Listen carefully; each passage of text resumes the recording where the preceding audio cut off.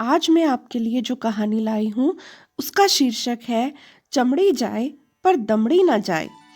हमारी आज की कहानी एक खजांची की है जो राजा के दरबार में बहुत मेहनत और ईमानदारी से अपना काम किया करता था।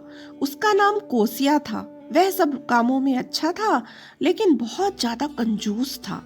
वह अक्सर लोगों से कहता था कि जिसके पास जितना ज्यादा धन होता है लोग उसकी इज्जत उतनी ज्यादा करते हैं। खाने को और पहनने को कौन देखता है, धन दिखना चाहिए। अब उसकी पत्नी थी राधा। वो बहुत ही दयालु थी। अपने पति को खुश करने के लिए जो भी साधन उसके पास घर में होते थे उनसे ही जुगाड़ करके गृहस्थी चला रही थी। दोनों पति पत्नी में बहुत प्यार था।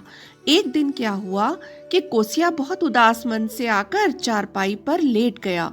राधा ने पूछा, स्वामी, कौन सी ऐसी बात हो गई जिससे आप इतने उदास हैं? कोसिया ने कुछ आहें भरकर जवाब दिया, मगर राधा, मुझे कुछ भी बोलने का मन नहीं कर रहा है और फिर तुम्हें बताकर मुझे नहीं लगता कि मेरा यह मन शांत हो जाएगा। अभी तुम मुझसे बात मत करो। राधा भी तुरंत कोसिया का हाथ पकड़कर बोली, बस एक बार अपनी उदासी का कारण मुझे बता दीजिए। मुझसे आपकी ये हालत देखी नहीं जा रही है। अब कोसिया को लगा कि राधा मानेगी नहीं। बोला, होना क्या था प्रिय, मैं जब रास्ते से घर की तरफ आ रहा था तो बाजार में हलवाई की दुकान पर कुछ लोग बड़े मजे से मालपुए और कचौड़ी खा रहे थे। उन्हें देखकर मेरे मुंह में भी पानी भर आया। बड़े मुश्किल से घर तक आ पाया हूँ। राधा मुस्कुराकर बोली, तो आप खा लेते? कोसिया बोले, कैसे खा लेता, उसे पैसे भी तो देने पड़ते। राधा बोली, आप तो राजा के खजांची हो, आपके पास पैसे की कोई कमी नहीं है जी। कोसिया को और गुस्सा आ गया। राधा, तुम कैसी बातें करती हो? पैसे होने का ये मतलब थोड़े ही ना है कि बाजार में जाकर उड़ा दो। अब राधा शांत होकर बोली, अच्छा, मगर ऐसी बात है तो चलो हम घर में मालपुआ कचौड़ी बना लेते हैं। कोसिया अब उठकर बैठ गया। अरे वाह, ये तो बहुत अच्छी बात है। राधा भी कुछ हिम्मत करके बोली, ऐसा करते हैं, खूब सारे पुए और कचौरी बनाएंगे, बच्चों को भी खूब पसंद है, कुछ पड़ोसियों को भी दे देंगे। अब फिर कोसिया का मूड खराब हो गया। अरे बस रहने दो, बच्चों को ज्यादा खिलाएंगे तो उनकी आदतें बिगड़ जाएंगी और पेट खराब हो जाएगा। पड़ोसियों को देने की भी कोई जरूरत नहीं है, तुम बस थोड़े से ही बनाओ। राधा हाँ जी कहकर तैयारी शुरू कर देती है। अब कोसिया भी राधा के पास आकर बैठ जाता है। अरे अरे, इतना घोल नहीं, बस थोड़ा सा बनाओ। राधा को थोड़ा गुस्सा आ जाता है। ये हम दोनों के लिए काफी है जी। कोसिया हंसकर कहता है, राधा, तुम भोली हो। देखो, पुए कचौरी खाने का तो मेरा मन कर रहा है, तुम क्यों खाओगी? पत्नी बेचारी फिर पति की बात मान गई, जैसी आपकी इच्छा। अब कोसिया सोचता हुआ फिर बोला, रसोई में पुए बनाओगी तो पड़ोसियों को सुगंध पहुंच जाएगी, चलो छत पर चलकर बनाएंगे। राधा की तो जैसे आंखों में पानी छलक आया। अब इतना सामान लेकर कौन छत पर जाएगा, क्या मुसीबत है। पतिव्रता नारी बेचारी फिर भी सामान उठाकर छत पर जाने लगी। दोनों छत पर आकर बैठ गए।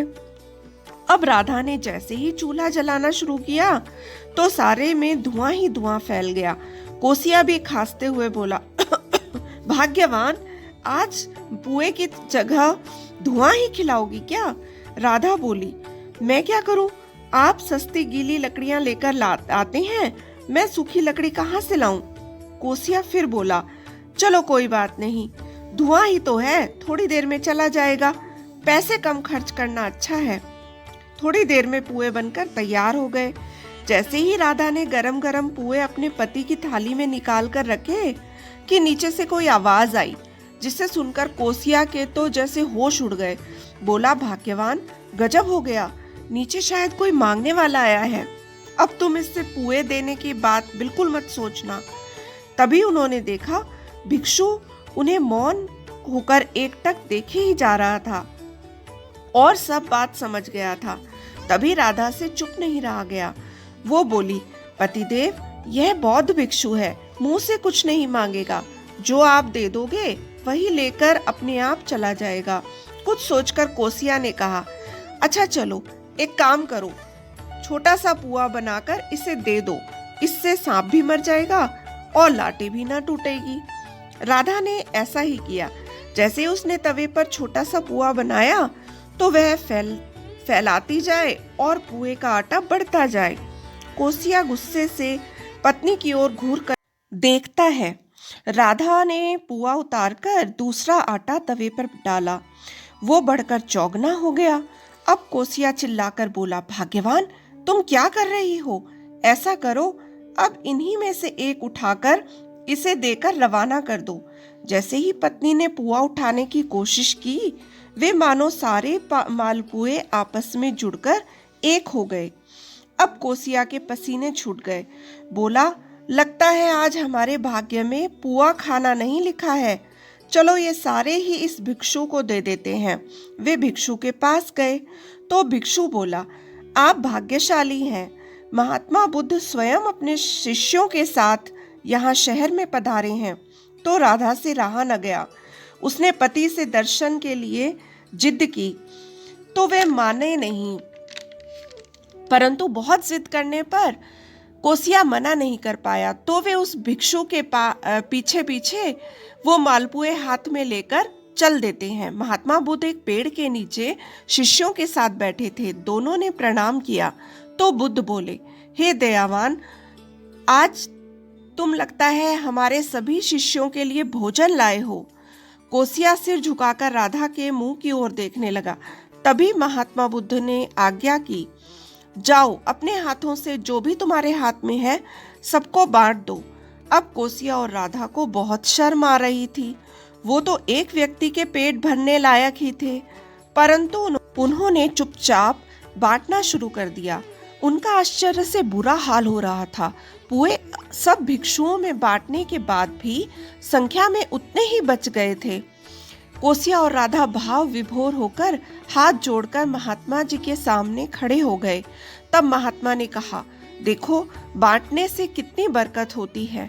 अब ये स्वादिष्ट पुए तुम अपने घर जाकर बच्चों के साथ मिलजुल कर खाओ। कोसिया का तो जैसे जीवन ही बदल गया।